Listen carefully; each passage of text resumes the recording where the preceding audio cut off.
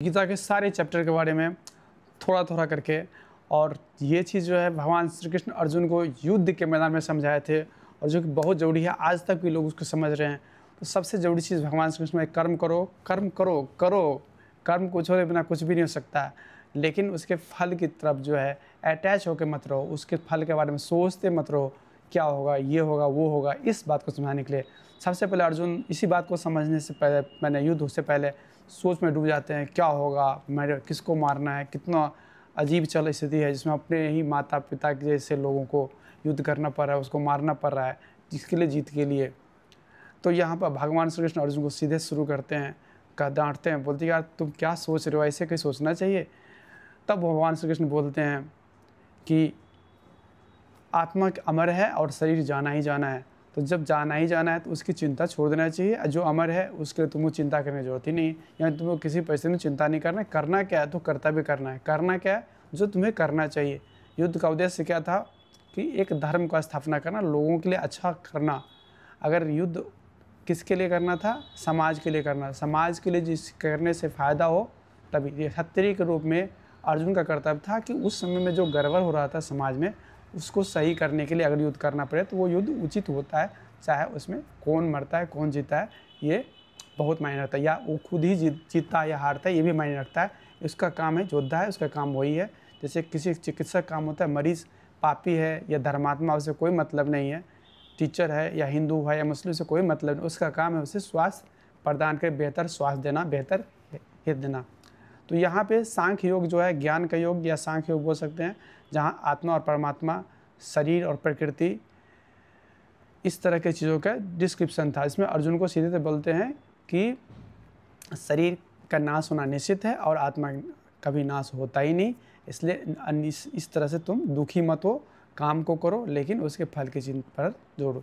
समता पर जोर। समता का मतलब चाहे जीतने में जितना खुशी हो, हारने में भी उतना खुशी होना चाहिए। जीतने में इतना गम हो, हारने में उतना गम, यानी तुमको जीत और हार से मुक्त होना चाहिए। उतना ही मतलब रखना चाहिए जितना जीत उतना हार। सम, एक जैसा भावना होना चाहिए, तुम्हें विचलित नहीं होना चाहिए। इससे को कर्म पर फोकस रहेगा। फिर भगवान कृष्ण में आते हैं, कर्म योग पर देते हैं क्रिया की। भगवान कृष्ण बार बार बोलते हैं यहाँ पे कि तुमको निष्क्रियता कभी, यानी बिल्कुल काम नहीं करोगे तो ये काम नहीं चलेगा। काम करना ही करना है, लेकिन काम का जो रिजल्ट है उसके अच्छाई हो इसी पर सोचते रहना, उसकी इच्छा करते रहना, उसके बारे में सोचते रहना। ये से भगवान श्री कृष्ण कहते मना करते हैं कि तुम कर्म करो, फल की चिंता की तरफ मत बढ़ो। कृष्ण बोल रहे हैं कि जो पूरे सृष्टि है, ब्रह्मांड, यहाँ सृष्टि से लेकर चलिए, एक सृष्टि में एक अच्छा भावना हो, सभी लोगों का कल्याण हो, ऐसे चीज़ों के लिए जो कर्म करना है उस कर्म को करना चाहिए। जिस कर्म के बाद रिजल्ट कुछ भी हो उससे बहुत मतलब नहीं है, लेकिन करना चाहिए। उन्होंने ये भी कहा कि हर आदमी की एक सांसारिक और आध्यात्मिक दोनों जिम्मेदारी होती है। अपने ओर जानना, अंदर की ओर मूव करना, ध्यान करना, एक्सरसाइज करना, अपने हेल्थ पर ध्यान देना, खुद की तरफ मुड़ना है, और दूसरों के लिए भी ख्याल रखना, एक संसार की तरफ मुड़ना है, जिसमें माता पिता और भी लोग, दुनिया के लोग आते हैं। यहाँ पे अब ज्ञान, कर्म, संन्यास योग, ज्ञान और त्याग का योग क्या है। उन्होंने कहा कि त्याग का ये मतलब नहीं होता है कि कर्म छोड़ देना है। त्याग का मतलब होता है कर्म के जो फल है उसके प्रति जो चिंता है उसको छोड़ देना है, काम को नहीं छोड़ना है। तो उनका कहना है कि ये जो ज्ञान है तुम्हारे काम को बेहतर बनाता है। शुद्ध करने का अर्थ होता है बेहतर बनाता है। जैसे मान लिया वो पटना जाना है, तो पटने के बारे में सोचिएगा कि रास्ता को ध्यान से देखिएगा कैसे जाना है, तो रास्ता फोकस करना, न कि पटना फोकस करना है। हाँ ठीक है, पटना नहीं पहुंच रहे तो उसका मतलब कहीं नहीं रास्ता गड़बड़ जरूर है। तो थोड़ा बहुत 5-10% आप पटना वाले सोच सकते हैं, लेकिन 99-95% तक आपको अपने काम पे फोकस करना है। तो यही भगवान श्री कृष्ण समझाते हैं कि तुमको अधिकतर समय जो है अपने काम फोकस करो, बहुत कम समय के लिए फल की चिंता करो या नहीं करो, जो गीता का उद्देश्य है। फ्यूचर प्लानिंग को आप कह सकते हैं फल की तरफ, लेकिन फ्यूचर प्लानिंग तो करना जरूरी होता है, प्लान करना जरूरी होता है। लेकिन प्लान के चक्कर में कर्म ही भूल जाए, फल के चक्कर में कर्म ही भूल जाए, ये गड़बड़ है। तो ज्ञान, कर्म, संन्यास योग जो चौथा दिया है, वहाँ सच्चा त्याग का मतलब होता है लगाव को त्याग करना, न कि काम को त्याग करना। तो यही प्राचीन ज्ञान है जो आपको अभी भी अपने काम से जोड़ रही है। और अलग अलग जो यज्ञ होता है, यज्ञ जो आप जानते हैं कि वर्क सकते हैं, यज्ञ कहते हैं एक्शन हो सकता है, जिससे कि आप शुद्ध होते हैं, बेहतर बनते हैं। तो ये उस रास्ता है, हर रास्ता का उद्देश्य लगभग सेम ही है। अब कर्म, संन्यास योग, त्याग का योग क्या है, वो फिर यहाँ यही बात बोलते हैं कि स्वार्थी इच्छाओं को त्याग त्याग करना है, याद नहीं कर रहे हैं, त्याग का कार्य को त्याग नहीं करना है। शरीर और मन से काम करना है, लेकिन आपको उसके फल की तरफ बार में ज़्यादा सोचना नहीं। कार्पा में निष्क्रियता को देखते हुए उन्होंने कहा कि वे फल के श्रम को भगवान को सौंपकर, या ब्रह्म जिसको अंतिम वास्तविकता बोलते हैं, भगवान को सौंप दीजिए। क्या होगा आपके हाथ में नहीं है, लेकिन आप काम को करिए। तो ये चीज़ कहता है, ऐसा करने से आपका काम बेहतर होगा, आपके मन में शांति बनी रहेगी। और शांति जो अंतिम जो वास्तविकता है, ब्रह्म है, शांति है, ओम भी बोल सकते हैं। अब हर धर्म में अपना अपना नाम है, लेकिन चीज़ लगभग सेम है। यानी कि संन्यास करने का मतलब होता है कि फल की चिंता के बारे में जो छोड़ना है, उसी को संन्यास बोलते हैं, उसी का त्याग है। काम को नहीं छोड़ना है, शरीर और मन से काम करना है, लेकिन फल की चिंता नहीं करना। ध्यान योग यहाँ बोलते हैं, भगवान श्री कृष्ण बोलते हैं कि अगर बेहतर दिमाग होगा तो बेहतर शरीर होगा। तो आपको ध्यान करना, आत्म अनुशासन, जैसे हमको कुछ करना है तो वही करना है, जिस पर जो करना है वो करना है। अब खाने में नमक चाहिए सब्जी में, तो आप नमक ही और चीनी दे सकते हैं, तो आपको उसमें नमक ही सोचना है। तो ये होता है आपके दिमाग को ट्रेन करना होता है, अपने दिमाग को समझाना होता है, अपने हेल्थ पर ध्यान देना होता है, अपने काम पर ध्यान होता है, अपने काम के तरीक़ों पर ध्यान देना होता है। यानी हम क्या कर रहे हैं, हमें अपने बारे में पता है। आत्म अनुशासन, आत्मज्ञान, आत्म साक्षात्कार, सेल्फ रिफ्लेक्शन, ये सब बात ध्यान योग यहाँ पर ध्यान सिखाता है कि आपको ध्यान करना सीख लेते हैं तो जीवन में और भी चीज़ करना सीख जाएंगे, जो कि जीवन में ज़रूरी है। तो बहुत सारे प्रथा है, शांत मुद्रा है, भगवान श्री कृष्ण समझाते हैं। फिर भगवान श्री कृष्ण कहते हैं कि भगवान सब जगह है, सभी में, ऐसा सोच करके आदमी को किसी भी चरम सीमाओं से अप्रभावित रहना है। यानी चरम का मतलब बहुत ज़्यादा खाना, बहुत कम खाना, बहुत ज़्यादा सोना, बहुत कम सोना। भगवान श्री कृष्ण कहते हैं कि मध्यम मार्ग में ही जीवन का अच्छा होता है, जो जीवन के लिए उचित, जो अच्छा खाता है, अच्छा से सोता है, अच्छा से रहता है, यानी उचित खाता, उचित सोता है, तो उसका जीवन अच्छा रहेगा, क्योंकि उसका शरीर भी अच्छा रहेगा, हेल्थ भी अच्छा रहेगा, और जीवन में और भी कुछ कर पाएंगे। ये भगवान श्री कृष्ण कहते हैं। तो इसी बात को समझाने का ध्यान योग है। देख रहे हैं, छठा ध्यान योग है। अब ज्ञान विज्ञान योग है, ज्ञान और प्राप्ति का योग है। कृष्ण बोलते हैं दो प्रकृति, एक नीचे एक ऊपर। ऊपर है आत्मा, परमात्मा इसको बोल सकते हैं, जो आपके अंदर भी आत्मा है। और निम्न का मतलब होता है नेचर है, प्रकृति है। वैसे निम्न कोई नीचे नहीं है, सब तो हमारे हिसाब से नीचे नहीं। उनका कहना था कि जो लोग माया में लगता है, कोई आत्मा में रहता है, तो आत्मा से ऊपर, माया से ऊपर आत्मा है, प्रकृति से ऊपर परमात्मा है। और भक्त को अगर इसको समझ लेना है तो वो आप आगे बढ़ सकता है। समझ करके इसमें भगवान श्री कृष्ण बोलते हैं कि जो सच्चा जानने वाला इच्छा है, जो चार तरह के भगवान श्री कृष्ण मानने वाले लोग हैं, जिसको कुछ चाहिए, कुछ को ज्ञान चाहिए, तो ज्ञान जो उसको चाहिए, जो जानना चाहता है, दुनिया के बारे में समझना चाहता है, तो वो भगवान श्री कृष्ण को बहुत सर्वोच्च रूप में, भगवान श्री कृष्ण को बहुत प्यार करते हैं, जो ज्ञान के प्रति ललक रखते हैं, ज्ञान सीखना चाहते हैं। यहाँ भगवान ज्ञान की ओर फोकस किए हैं, आगे जाकर भगवान भक्ति की ओर फोकस करेंगे।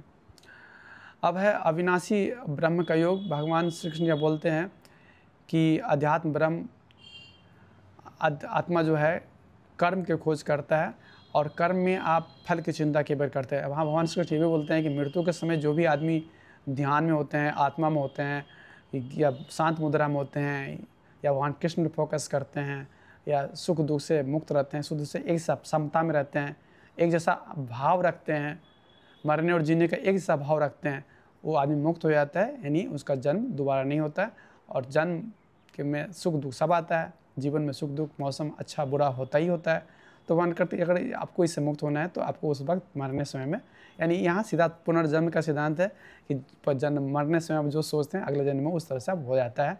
तो इसलिए आप मन में उस वक्त कोई विचार नहीं चल रहा होगा, तो आपको कोई पूरा जन्म नहीं होगा, नहीं तो फिर उसकी इच्छा कुछ रह जाएगी, तो पूरा करने के लिए फिर जन्म होता है।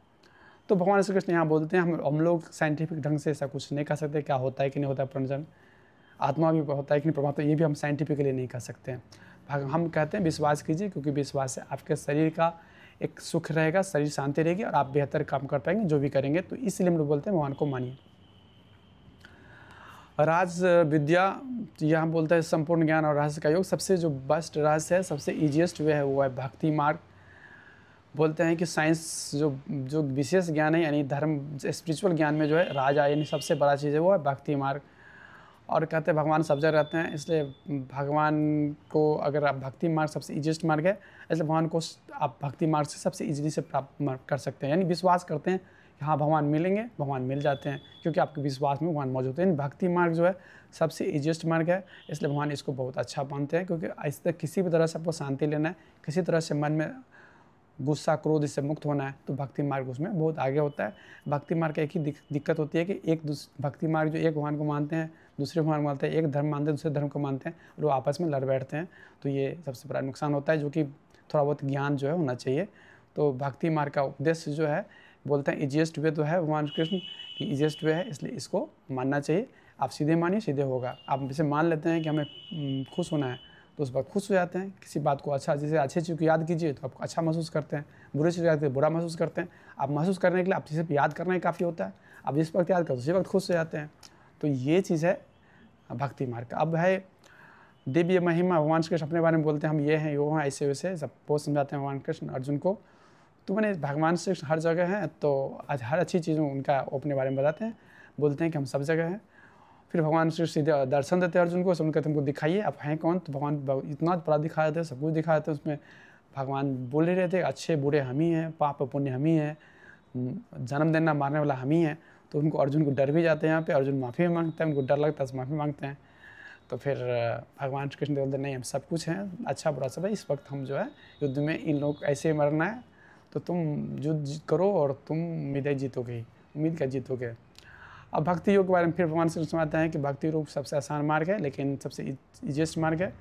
भक्त जो बोलता है अच्छा भक्त है वो विनम्र होता है, घृणा किसी से नहीं करता है, सबके एक सा व्यवहार करता है, ये समता एक जैसा व्यवहार करता है सबके साथ, इस धर्म का उस धर्म का, इस देश का उस देश का। तो वो भक्त है। ऐसा नहीं कि भक्त मतलब एक आहत दूसरे का दुश्मन। ये जो हो जा रहा है वो खेल कहाँ ही खत्म हो जा रहा है। भगवान कृष्ण यहाँ बोलते हैं निराकार, फिर बहुत सारा धर्म में निराकार होता है, भगवान होता है, भगवान को रूप नहीं होता है, मूर्ति नहीं होता है। भगवान श्री कृष्ण तो वो भी सही है, वो वैसा नहीं, वो गलत है, वो भी सही है, वो भी हमारे पास ही आता है। निर्गुण भी हमारा ही रूप है या जो कहिए आप, निर्गुण मतलब बिना रूप का होना चाहिए, बिना गुण का, बिना रूप का, बिना आकार का। तो वो भी मेरा ही मार्ग है, उससे भी हम ही आते हैं, लेकिन थोड़ा कठिन होता है क्योंकि हम लोग जो बचपन से ट्रेनिंग होता है कि हम लोग का दिमाग ट्रेन होता है देख करके, ईजिएस्ट होता है कि हमारा आँख जो है सबसे हाईएस्ट क्षमता वाला होता है कान के सुनने की तुलना में, तो इसलिए देख करके हम लोग जल्दी सीख जाते हैं। तो देखते तो मतलब विश्वास भी कर लेते हैं। तो इसलिए भगवान कृष्ण बोलते हैं कि भक्ति मार्ग में तभी जल्दी आदमी आगे बढ़ पाता है, ईजिएस्ट वे है। लेकिन अगर जो भक्ति मार्ग के अलावा बोलते हैं सीधे भगवान निरपेक्ष है, भगवान निर्गुण है, जैसे बहुत सारे धर्म में भगवान को मूर्ति रूप नहीं दिया सकता, भगवान सब जगह तो मूर्ति रूप क्यों होगा, तो उसको भी भगवान कृष्ण बोलते हैं कि वो भी मेरा ही तरीका, ऐसा कुछ नहीं है। यहाँ क्षेत्र के बारे में बोलते हैं कि क्षेत्र मतलब फील्ड हुआ, प्रकृति हुआ, और क्षेत्रज्ञ हो गया आत्मा। वो बोलते हैं इस दोनों को समझ लेना जो है आपको मुक्ति के कारण बनता है। मुक्ति शरीर को उतार चढ़ाव को स्वयं को अलगाव महसूस करने से उत्पन्न होती है। मुक्ति का मतलब क्या हुआ, आपको सुख और दुख हो, आपका बड़ाई करे या अपमान करे, आपके पर फर्क नहीं पड़ रहा है तो आप मुक्त हैं। यानी आपको कोई कष्ट नहीं दे सकता क्योंकि आप उसमें रिएक्शन नहीं देते हैं। अक्सर लोग अपने हेल्थ से परेशान नहीं होते, फिजिकल हेल्थ से, मेंटल हेल्थ से बहुत सारे परेशान होते हैं। दुख क्यों है, लोग हमको बुरा क्यों कर दिया, वो हमसे आगे क्यों है, तुलना करने लगते हैं, हमें अच्छा कर रहा है, हमारे परिणाम नहीं कर रहा, हमारा ये नहीं, हमारा बुराई नहीं हो रहा है, हमारा मान नहीं, हमारा सम्मान नहीं। ये मान सम्मान यश गान के लिए लोग जो इतना परेशान रहते हैं। तो ये सब भगवान कृष्ण मुक्त कहते हैं, मुक्त हो जाओ भाई, पहले क्यों इतना टेंशन ले रहे हो। तो यहाँ पे भगवान श्री कृष्ण आदमी के लोगों के गुण के बारे में चर्चा के, लोग किस तरह के नेचर के होते हैं। एक ही लोग अलग अलग नेचर के भी अलग अलग समय हो सकते हैं, या किसी में एक नेचर ज़्यादा एक में कम भी। वहाँ बोलते हैं सत्वगुण जो सत्य की तरफ, अच्छे चीज़ की तरफ, महात्माओं की तरफ ले आता है। रजोगुण जो पॉलिटिक्स, राजा, जो बिजनेसमैन है, इस तरफ से ले आते हैं। और तमोगुण है जो बिल्कुल नुकसान करना, चोर डकैत, दारू पीना, शराब पीना और किसी और का नुकसान करना, खुद का नुकसान करना, ये इस तरह से तमोगुण है। भगवान कहते हैं कि अगर तीनों गुण को जो पार कर जाते हो, जो हाँ निर्गुण वही मेरा गुण है। निर्गुण यहीं पे शब्द आता है, भगवान कृष्ण निर्गुण को प्रमोट करते हैं यहाँ पे कि तुम तीनों गुण से पार हो जाओगे तो मेरा रूप में होगे। कहता है करो सतगुण जैसे, लेकिन तुम उसके भी फल की चिंता मत करो, करो अच्छा लेकिन उसके फल की चिंता मत करो। तो ये भगवान श्री कृष्ण समझाते हैं। तो यहाँ पर भगवान श्री कृष्ण बोलते हैं कि तीनों गुण से जब पार होता है वो मेरा जैसा हो जाता है और वो शांत हो जाता है, उससे कष्ट नहीं हो सकता। अब है पुरुषोत्तम, दुनिया की तुलना में यहाँ पर एग्जाम्पल देते हैं कि उल्टे पैर से तुलना की जाती है। उल्टे पैर मतलब दुनिया, पैर का जो जड़ है ऊपर है, यानी भगवान परमात्मा ऊपर है। यहाँ ऊपर नीचे सब जगह है ऐसा हम कहेंगे, भगवान तो हर जगह है, लेकिन यहाँ तुलना के लिए ऊपर बोलते हैं हम लोग। अक्सर लोग बोलते हैं ऊपर भगवान है तो ऊपर बोलते हैं ना, तो उसको उल्टे पैर से कल्पना करते हैं। उनको कहते हैं कि लोग इधर उलझा रहता है, वहाँ तो उसके बाहर है, यानी सुख दुख के बाहर है, उच्च नीच के बाहर है, पाप पुण्य के बाहर है परमात्मा। परमात्मा पाप और पुण्य दोनों से बाहर है। लोग यहाँ कहते हैं पुण्य करो, लेकिन पुण्य भी करो तो पुण्य की इच्छा करके नहीं करो, पुण्य करो अपना कर्तव्य, लेकिन इच्छा करके नहीं करो, पर फल की इच्छा करके मत करो। ये भगवान कृष्ण कहना है, क्योंकि दोनों से मुक्त होने से भगवान कृष्ण मिलते हैं। पाप का पुण्य करने भगवान नहीं मिलते हैं, भगवान मिलते हैं दोनों से मुक्त करो पुण्य का काम, लेकिन मुक्त होकर करना चाहिए, ये कह रहे हैं भगवान कृष्ण। पुण्य का मतलब लोगों का भला करना। देवासुर संपाद विभाग, यहाँ भी भगवान श्री कृष्ण वही बोलते हैं, एक अच्छा और एक बुरा आदमी का लक्षण है। अच्छा आदमी दूसरों के लिए अच्छा सोचता है, बुरा आदमी दूसरों के लिए बुरा सोचता है। यहाँ सीधा सा बात है, निर्भयता उदारता मुक्ति को ले जाता है, जो अच्छी चीज़ हुआ। अहंकार क्रूरता राक्षस जो है वो होता है। भगवान श्री कृष्ण जो है पाखंड और भौतिकतावाद की निंदा करते हैं। धार्मिकता को विकसित करने के लिए कहते हैं कि जो अच्छे अच्छे ग्रंथ है, जो सेल्फ डेवलपमेंट बुक्स होता है, जो आपको बेहतर बनाता है, आपको अच्छा बनाता है, आपको अच्छा करने के लिए कहता है, ऐसी चीज़ों को पढ़ना चाहिए, समझना चाहिए। भगवान श्री कृष्ण ऐसा समझाते हैं। तो यहाँ भगवान श्री कृष्ण बोलते हैं सात्विक जो है, राजसिक है, तामसिक, जो 3 तरह के बोली चुके। सत्य मतलब जो सबके लिए अच्छा सोचे, अच्छा करे। राजसिक होता है जो अब लेन देन करे, जैसे पॉलिटिशियन होते हैं, बिजनेसमैन होते हैं, लेन देन होता है। हर लोग कुछ न कुछ, सब फील्ड में सब लोग हैं, तो वो इच्छा चालित में इच्छा बहुत होता है। तामसिक जो अज्ञानी हो, बिल्कुल उल्टा पुल्टा करना। तो कहते हैं कि भोजन में भी, दान में भी, तपस्या में, सब में इस तरह का लागू होता है। दान भी करने वाला भी कोई डकैत हो सकता है, और तपस्या करने वाला भी कोई डकैत हो सकता है। राक्षस लोग भी तपस्या करके कुछ करते थे, मतलब उस ज़माने के हिसाब से। तो कहने के यहाँ पे यही है, भगवान समझाते हैं।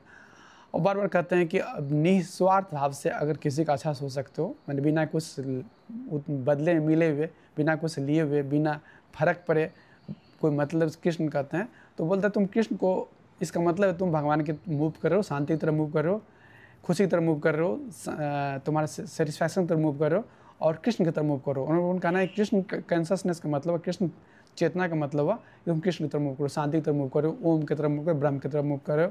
इस तरह से आप मिला जुला के शब्द को ले सकते हैं।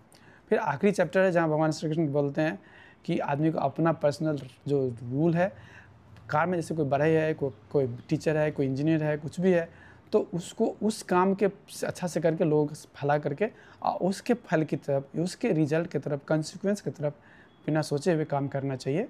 यानी कंसिक्वेंस का मतलब हुआ कि कंसिक्वेंस बुरा अच्छा नहीं सोच के, आप अच्छा सोच के कर रहे हैं, लेकिन क्या होगा ये आपके हाथ में नहीं है। इसलिए उसके बिना, लगाव के बिना, अटैचमेंट और फल की चिंता के बिना आप जाना चाहिए, शांति की तरफ जाना चाहिए, कृष्ण की तरफ जाना चाहिए। और खुशी ज्ञान क्रिया का यहाँ विश्लेषण किया गया। अर्जुन को आखिर में कहा गया तुम संदेश से मुक्त हो जाओ और तुमको जो लगता है तुम करो। और अंत में अर्जुन भी सोचते हैं कि ठीक है, युद्ध करना ही सही है।